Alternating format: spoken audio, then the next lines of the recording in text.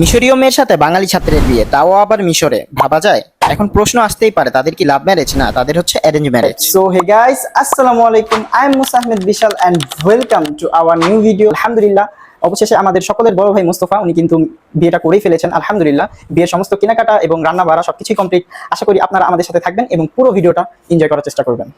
করেছিলাম chicken roast, ডিম, ডাল, গরুর গোশত ইত্যাদি। মুস্তাফার বউ কি সুন্দর হবে?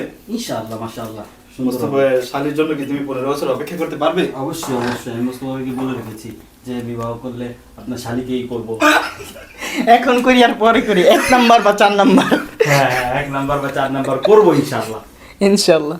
আমরা একটু হাসি ঠাট্টা করি। হাসি ঠাট্টা করার মাঝখানেই আমাদের মেহমান চলে এসেছিল। মেহমান চলে আসার পর আমরা তাদেরকে খাবার পরিবেশন করি এবং তারা খুব তৃপ্তি সহকারে খাবার খায়।